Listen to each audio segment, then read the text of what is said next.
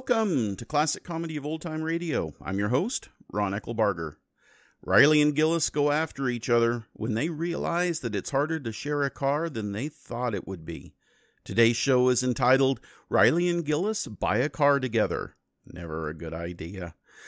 It is the 203rd episode of The Life of Riley, and it originally aired on May 29th, 1948. The Life of Riley, with William Bendix as Riley.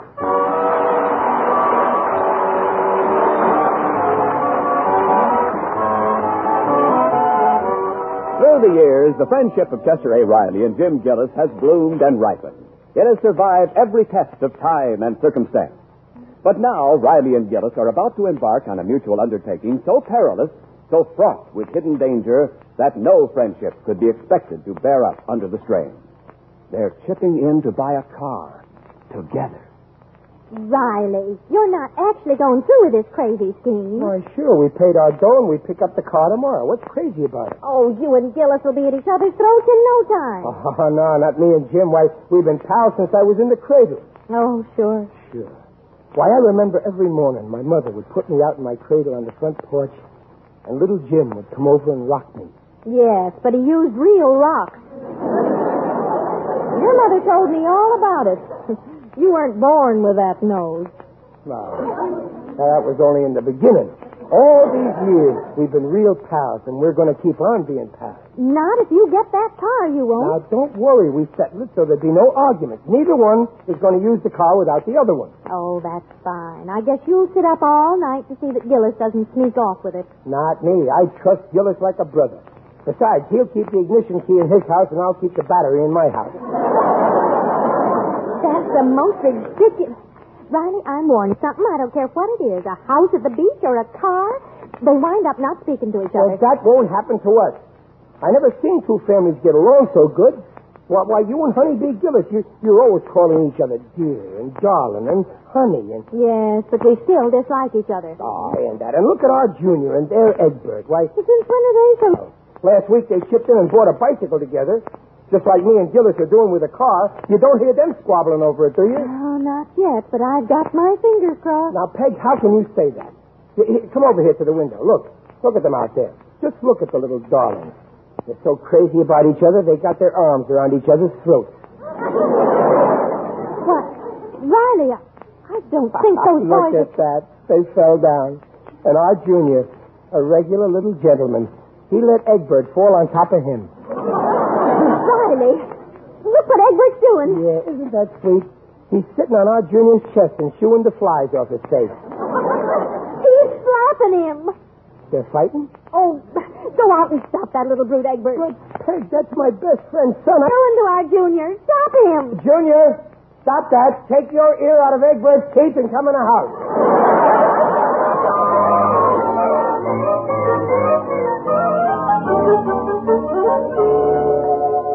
Well, there she is, Riley. Our old car at last. She's a beauty, ain't she? Yeah, she sure is, Gillis. I always wanted an Essex. And it's their latest model, too. 1926. Yeah. I never thought I'd own a car. No, me neither. It just goes to show what cooperation can do. Yeah. Too bad our kids and our wives can't get along the way we do. Yeah. Say, I want to apologize for the way my Egbert bit your Junior's ear. Oh, forget it. The kid was probably hungry. You know, the kids would have made up, only those wives of ours had to go mixed in. What blew me up was the way... That's the trouble with the world. Name-calling, misunderstanding, insults. That's the way war starts. First thing you know, I drop an atomic bomb on your house, and you drop an atomic bomb on my house. Why, our landlords would evict us. Right? Oh, sure. We've been pals too long. Sure. Why, we was childhood sweethearts. Yeah. I remember when I was 5 years old, I wanted to marry you. Sometimes when I look at my wife, I'm sorry I turned you down.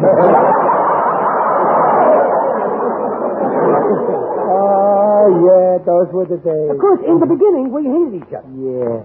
You remember what brought us together? Yeah, that little hungry puppy. Yeah. I remember it like it was yesterday. There was this licorice whip laying on the sidewalk, and we both made a grab. Yeah, and then you tried to pull it away from me. You kept on pulling and pulling. And before we knew it, we had 14 feet of licorice. Yeah. And then you tried to strangle me with it.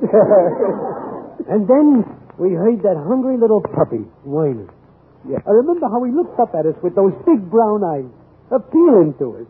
Yeah. And then we forgot all about fighting. Yeah, we stopped being selfish, and we gave that hungry little pup the licorice. The whole foot. We didn't even save an inch for ourselves. And we've been pals ever since. Riley, if I ever try to pull something, if I get belligerent, you just remind me of that little pup that brung us together. Yeah. You know what? I'll just bark. I'll go, woof! And if I ever get belligerent, you remind me. Yeah. I'll go, woof! Yeah. Gillis, we want our kids to be pals like us, don't we? Sure, but the kids today, they don't want to listen to reason. They'd rather fight. Yeah, well, talking don't do no good. We got to show them.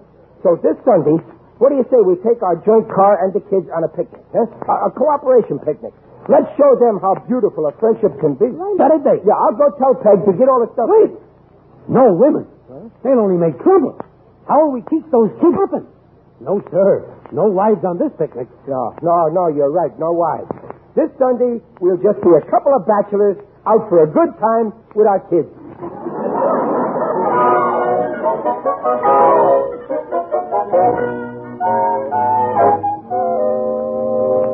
Well, good morning, Riley. Up early, I see. Now, we want to get a good spot for the picnic. So you're really going ahead with it? Yeah, you bet we are. And it's no use begging, Dumpling. You can't come with us. You and Honeybee would only start scrapping with each other. Oh, don't worry. I don't want to go. Now, it's no use getting hysterical. You can't go. Our heads are made up. You ready, Junior? Yeah. Do I have to go, Pop?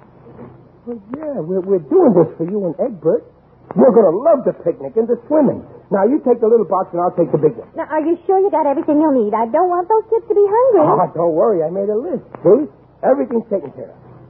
Oh, Riley, you left out half the things. You got a grill, but there's no meat. You got firewood, but no matches. There's butter, but no bread. Well, sure, that's the whole idea, Peg. Cooperation.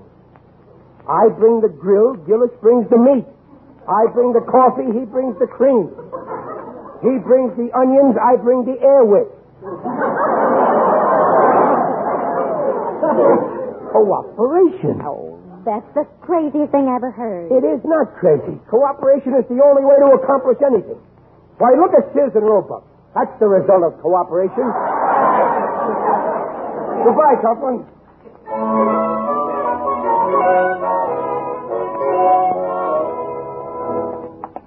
Oh, there's Gillis. Oh, you all set, Gillis? All set. Hurry up, Egbert, darling. Ain't coming, Papa? I want to sit in the front.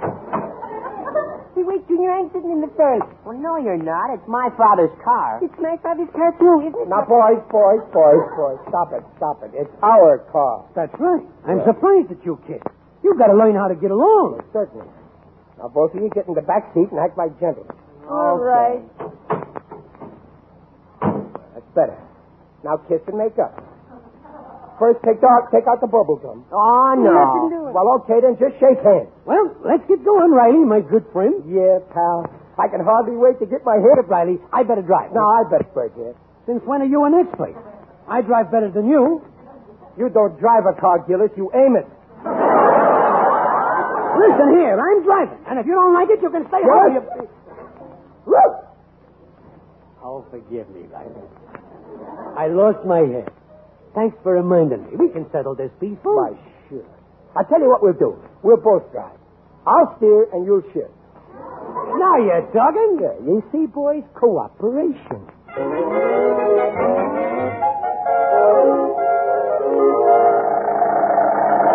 In my merry Oldsmobile, in my heart, this is the life, hey, Gillis, old pal. You said it, Riley. Chum. Just listen to that motor purr. Like a kitten. In my merry Oldsmobile. I got to turn here, Gillis. Shift.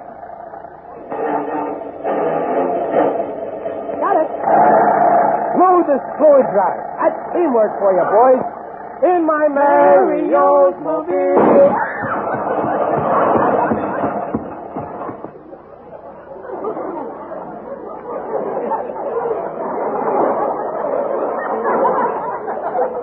Who's shooting? We got a flat, Pop. Yeah, the rear left tires. Oh, a flat. Well, we'll have that fixed in a jiffy. The windshield's getting kind of dusty, too, so as long as we stop, I'll dust off the windshield, Gillis, while you're fixing the flat. Okay. Wait a minute. I can dust the windshield. Why don't you fix the flat? Now, look, Gillis. Now, look, let's not have any trouble. You're not just a passenger, you know. You own half this car. Yeah, but how do you know that flat tire is in my half? Well, how do you know it isn't? Riley, I'm defying you to make me fix that Now, tire. just a minute, Gillis. You ain't done a thing since we left home except shift gears. And if you know what's good for you, you'll get off that flat tire. Really? Oh, you excuse me. Just I'm sorry. That's okay. We can both fix the tire. Okay, pal? Right, chum. And, Gillis, to avoid any arguments in the future, we'll divide the car in half with an imaginary line. Huh? Right. Anything happens in your half, you fix. And anything happens in my half, I'll fix. Right. You see, boys? Cooperation.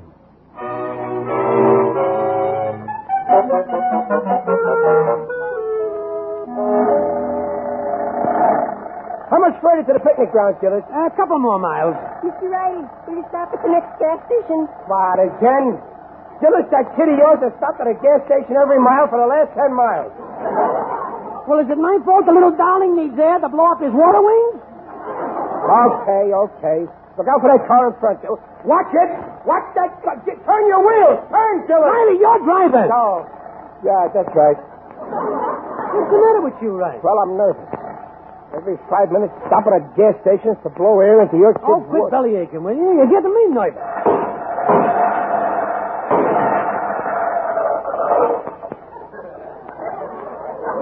What now? I'll go take a look under the hood.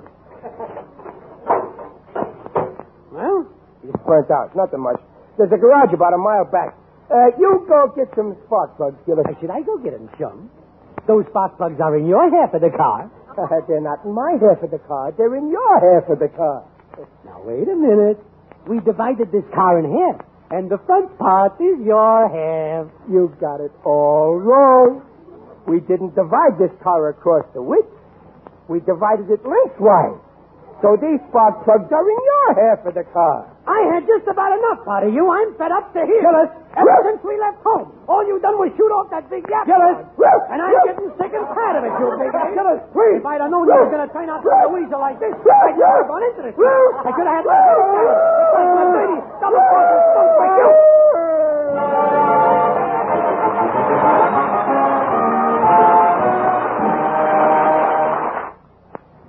Riley and Gillis, no longer speaking to each other, have just arrived at the picnic ground.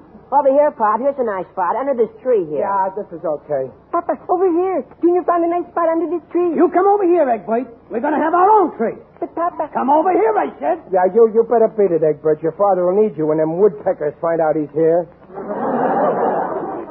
Gee, Pop, I'm hungry. Well, then eat. I'll go get some meat for Mr. Gillis. You stay right here. We ain't touching none of his stuff. We can get along without him. Papa, I want something to eat. Well, who's stopping you? There's 5 pounds of meat in the bundle. But it's raw. Don't be so fussy. But I don't like raw meat. You and your weak stomach. I'll go get Mr. Riley's grill. You stay where you are. We ain't touching his stuff. We got stuff of our own. But what I eat... We got a basket full of stuff. Here, eat a radish. Pop, I want something to eat. Well, go ahead and eat. We got loads of stuff. Look, a pound of butter. Yeah, but Mr. Gillis has the bread. Well, here's a can of salmon. Well, they have the can opener. I want something to eat. Look, Edward's eating a radish. All right, here, eat some salt. Some picnic. I thought you and Mr. Gillis were going to cooperate. Oh, come on, Pop. Get friends again, will you? Bark at Mr. Gillis. No, I'm through barking. A barking dog never bites. And from now on, I'm biting.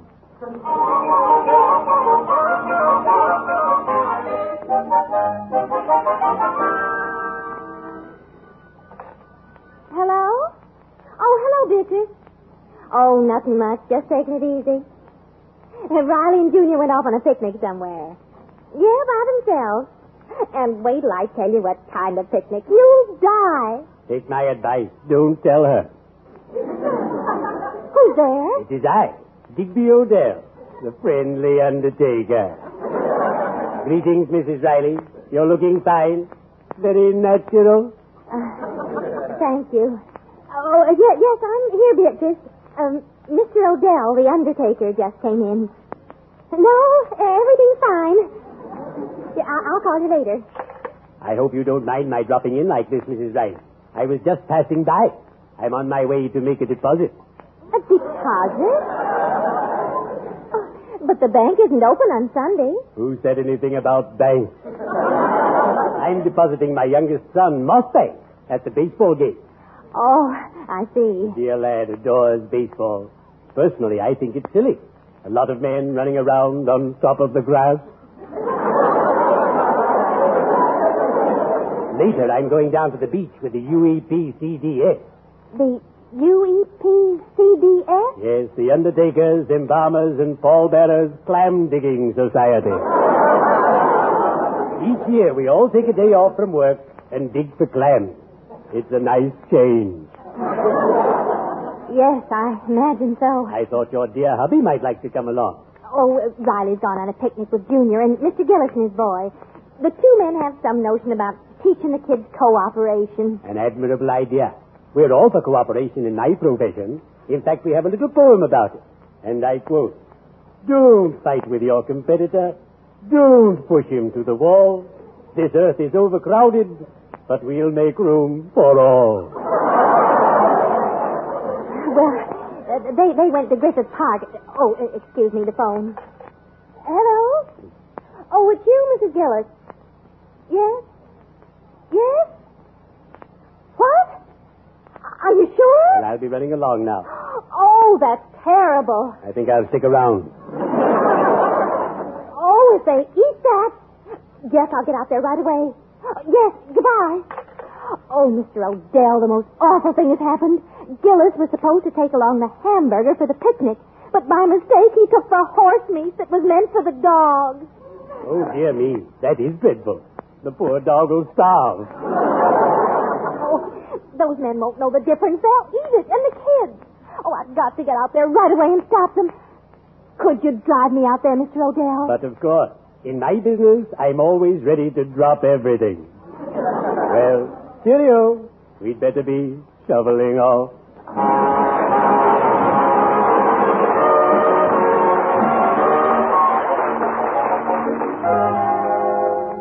Pop, I want to go home. I'm hungry. Okay, let's go. Take the box to the car. Just a minute, Riley. That car stays where it is. I ain't ready to go home yet. Well, I am, and I'm driving home. Not with my half of the car, you ain't. Gillis, I'm through talking. There's only one way to handle a weasel like you. I'm ready any time you are. Just a minute. Junior, Egbert, go play in the playground. No, I don't want to. Do as I say. Yeah, go on, Egbert. Me and Riley got some business to settle. All right. Let's go, Junior. All right, Gillis. Put up your deuce. Stir up. When I get through with you, you four-flusher, I'll... Gillis, look over there. That woman with the green dress. Hey, that's Peg. What does she want? Riley! She sees us. Listen, Gillis, if she finds out we've been fighting, we're cooked. Yeah, she'll tell Honeybee. We'll never hear the end of it. Well, she must never know, Gillis. We gotta have a truce just so we get rid of her, okay? Okay with me. Here she comes. Remember, we're still pals. Oh, Riley. Oh, I'm so glad I found you. I've been looking all over. Why, Peg, darling, what brings you here? Riley, Hmm? did you eat yet? Did we eat? I'll say we ate. Didn't we, Gillis, old pal? That's your sweet life we did. And how we yet? Oh. What a meal. Peg, you never tasted hamburgers like that. Yeah. I'm still licking my chop. Oh, Riley. Oh, Mr. Gillis. Well, what's the matter, Peg? You look faint. You hungry?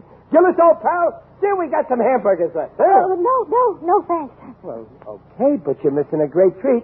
It's all in the way you cook them. After all, chopped meat is chopped meat. But the way I broiled it... What do you mean the way you broiled it? You always got to take the bows, you... Gillis! Woo! Riley. You're right, Riley, old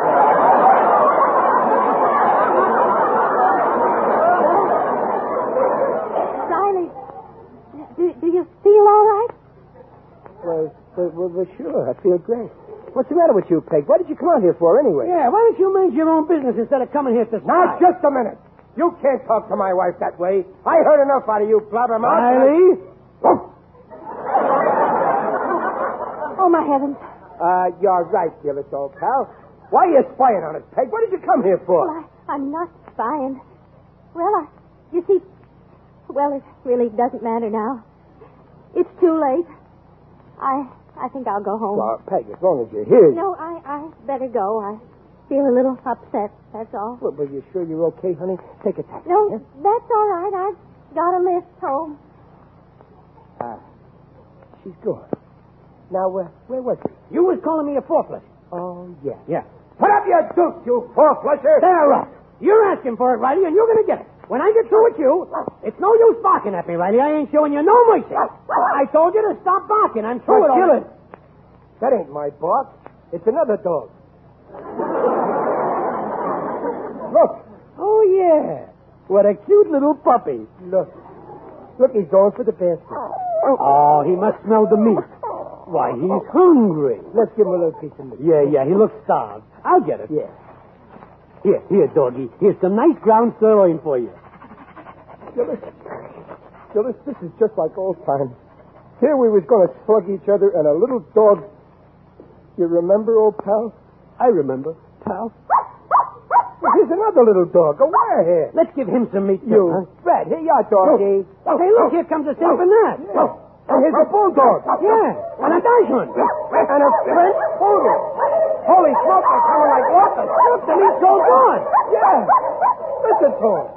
Oh, they're saying goodbye to it. Goodbye, dogs. Goodbye. Au revoir. That's for the French poodle. Goodbye. I never seen so many dogs. Where'd they come from? That was no accident. Huh? They know us. Years ago, that little dog we gave the licorice to must have told his pups about us. And his pups told their pups. And today, I bet you the name of Riley and Gillis is a household word in every kennel. Riley, we can't let those dogs down again. We'll never fight.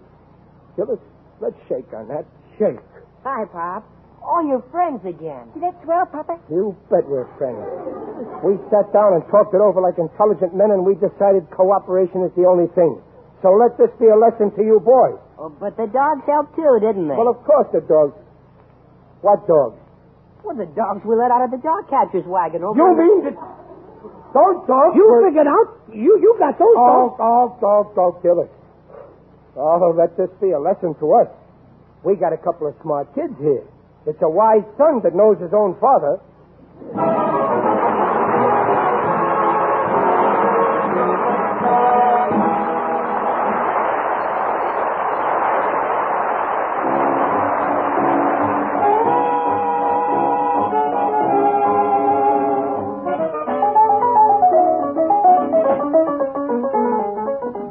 Another episode in the life of Riley is over, but next week Riley is sure to be back with his family, his friends, and his problems. He'll be heard by listeners in the United States over NBC, the national broadcasting company, and by you American servicemen and women overseas over the United States Armed Forces Radio Service, the voice of information and education.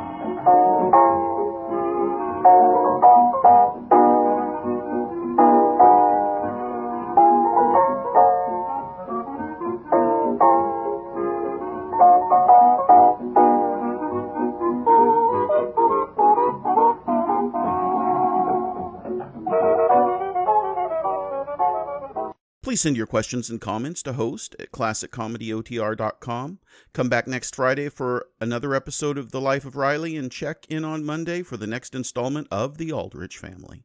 Until next time, in the words of Calvin from the comic strip Calvin and Hobbes, everyone seeks happiness. Not me, though. That's the difference between me and the rest of the world. Happiness isn't good enough for me. I demand euphoria.